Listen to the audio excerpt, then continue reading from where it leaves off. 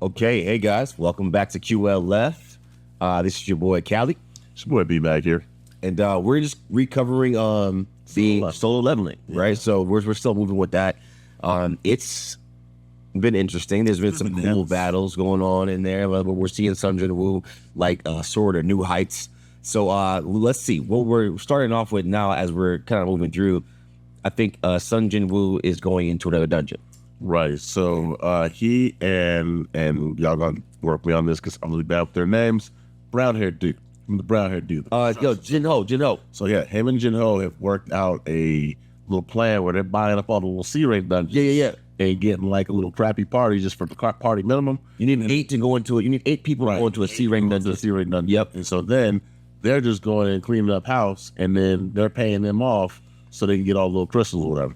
The mana crystals, right. So here's what's going on is like we got the purple hair dude that was in the hospital when Sung Jimwoo came out the double dungeon. Correct.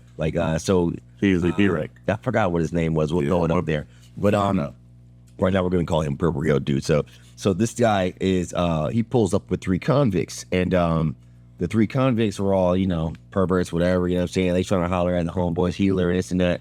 But as they going into the mission, they realized, no, this is before he went and got the 8-man crew. He meets back up with the old squad. Right, he goes back. It's 2 of the dudes that escaped the first dungeon, Right. double dungeon. Double, yeah. His healer chick, the 3 convicts, and the purple hair dude. And the purple hair dude, right. And then and Buddy with the 1 arm. Yeah, I said him. Yeah. So they get back in there, and when they get in there, obviously there's like these 3. Everybody's doing their thing in dungeon, kind of like, you know what I'm saying, like Sung Jimwoo kind of holding back, hitting people, whatnot. And they compliment him on like you kind of got a lot stronger double dungeon. I see that you're Totally different guy. totally different dude. Your aura different, like, you know what I'm saying. And what ends up happening is like they get to this part where there's these 3 tunnels where you can go 3 different ways. They decide to split up, but Sung Jimwoo can sense that the boss is down the left side, so he's like, "Yo, we gonna go down the left side." But now when the convict and the purple hair dude go down the right side, obviously he turned on him, right, and kills all 3 of them because apparently they raped some chick. He made a side Like quest. a deal.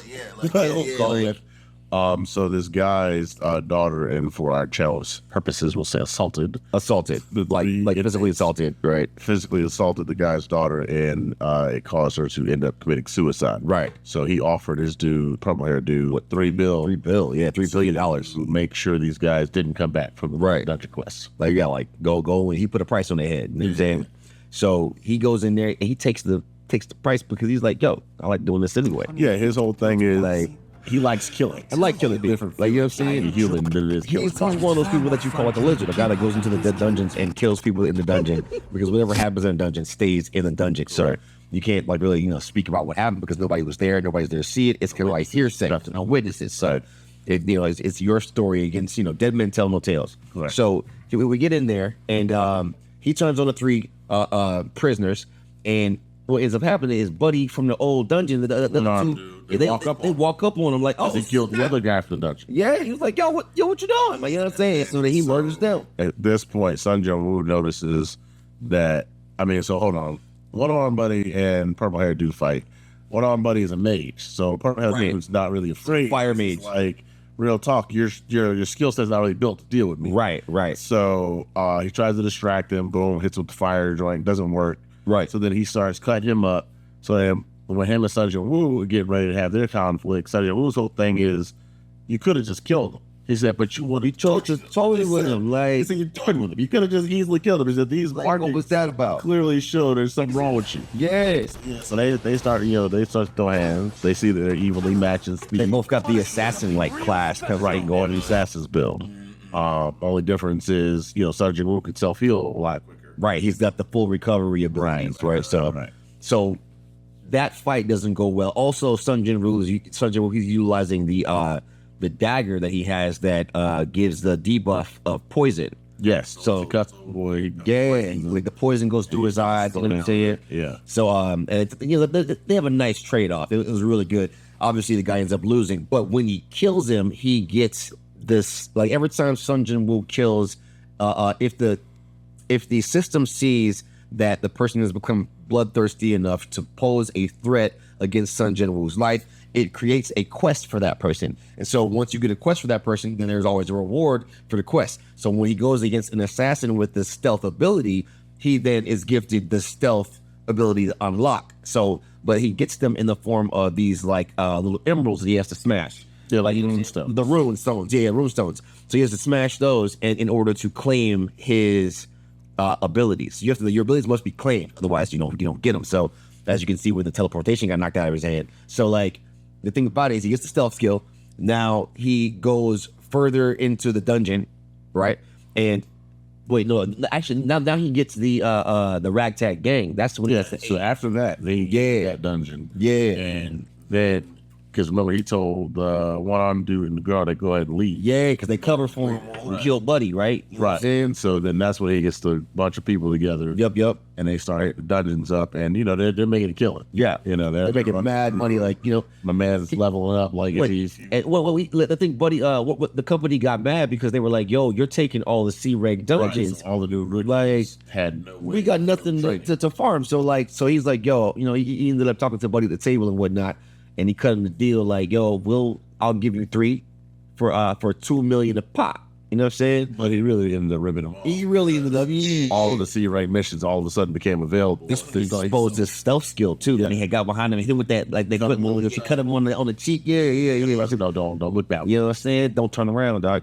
Turn around, man. You know what I'm saying? Like, so dude, then he goes into the next set of dungeons, and he gets the opportunity to do a job change quest. Yep. Right. So when he picks his job change quest, he gets shot into, you know, all of his dark castle. He goes against 3 different dudes. He goes against the knight that has armor, which, you know, he fought the snake and had utilized strength to break armor. He also fought the mage that hit him with long range, and he was also surprised by an assassin that utilized his newly found stealth ability. So he has to deal with archer. And then the archer.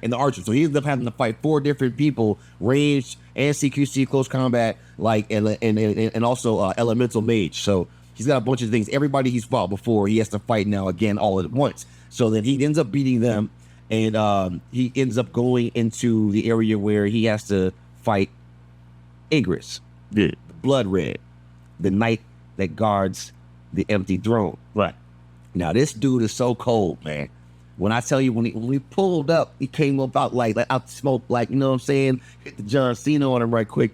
He comes out, stares Buddy down with the white eyes, no iris. You know what I'm saying? Yeah. And he's sitting there beaming him down like, yo, what's good? You know what I'm saying? So when they're instant hands, bro. Like instant, like he came up on it. Yo, and his speed. All I will say is Sung Jimwoo must have a high HP because he was definitely working him, bro. Yo, I'm talking about dog. It was bad. Like, he was beating him through sets. It's transition, bro. He was getting him with that. So what ends up happening, bro? So he's piecing him up with the sword, with the broadsword. He's hitting him with that. So Sung Jimwoo was like, "Yo, I can't bang with this dude with little baby dagger. He's not cutting the armor. It's not." So he's like, "How about, you know what I'm saying?" So he releases his sword. He's like, "How about we throw some hands?" You know what I'm saying? So Igris look at the buddy like, "Okay, like all right." So he threw the sword down. Bah. You know what I'm saying? He drops the blades, crack the neck, like, let's bang. Sure. You know what I'm saying? It's instant. Commence to mittens. Yo, like, they get the freaking mittens, whatever. Yo, Igris is obviously outmatching Sung Jimwoo.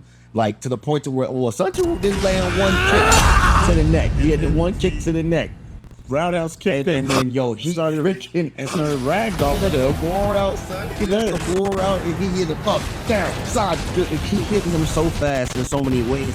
He never hit the ground. Sung Jimwoo never hit the ground. Never hit the ground. He was in the middle of the screen, just getting punched omnidirectionally. You know what I'm saying? Like that was probably one of the coldest combos I've seen in a while out of an anime. Like, you know what I'm saying? So that was a pressing battle. He does end up getting the upper hand on Igris, obviously, because he's got plot armor. He's our main protagonist. So he ends up getting him against the wall, stabbing him in the eye, and getting the upper hand. In his throat, under the helmet. Well, he does get the eye first. He gets the eye in the throat. When he pushes him against the wall, he gets the eye, and then he gets the throat. But then he continues to stab him in the throat. You know what I'm saying? The fatal blows, right? So that's how he gets the win. Now it gets interesting, right? Because we're creeping up on like the last episode everybody's seen kind of so far, where we think it's the end of the quest after he beats Igris, but obviously all his portals open up and he's got to do the survival test against all the endless waves of the knights. Correct. Right? So he gets done with that by utilizing his penalty quest. They almost killed him. He had the same fear he had from the beginning with the double dungeon, and it stopped and was like, yo, because he has this kind of like come to Jesus moment and talks to himself, you know what I mean? And then he ends up getting the same option of like, hey, this is what's about to happen, but yo, you forgot the quest. Shoots him into another dimension. He's able to now utilize potions. You know what I'm saying? And he gets up and he's like, yo, I can just go ahead and farm these centipedes and level up. So he beats the whole desert of centipedes down, goes back into the portal where he left. You know what I'm saying? Right. And now he is stronger. He's leveled up, full health, and now he ends up killing the waves of dudes with ease. Right? After he does that, we find that he is gifted the new ability of leveling up and becomes the Monarch of Shadows. I think that he first starts off as a necromancer, right? He unlocks the ability of the job quest, necromancer. But because of the stuff that he already did in the mission that he was in the instance that he was in, he had about 10 points to put towards his attributes, which leveled him up into Monarch of Shadows. Yeah, extra unspent points. Yeah. So now, he's got storage level 1 and necromancy level 1 right now. But that allows him to hold at least a good 15 or so minions, and then he also was able to summon Igris, the Blood Red, who he named Igris, of course, as his captain for his shadow army. So now we've got Sung Jimwoo, Necromancer, Monarch of Shadows, growing close to his monarch role. Yeah, with the we were talking about. Yep, he's losing all sorts of emotions. You know what I'm saying? So as you can see, when he immediately killed that assassin that popped up, that was off reflex. He just immediately murdered whoever threatened his life. That's shoes about that. Yeah. So I mean, that's kind of keep you guys up to step on what's going on. A little bit of a breakdown on what happened. If you have questions, comments, concerns, man, just drop them in the comments, man. Make sure you like, share, and subscribe. But stay tuned. We're gonna stay clocked in with the solo leveling episodes as they come out. We do look at the sub and dub. So just rock with us, and we'll keep you guys updated on the info, man. Quick little facts. We're out.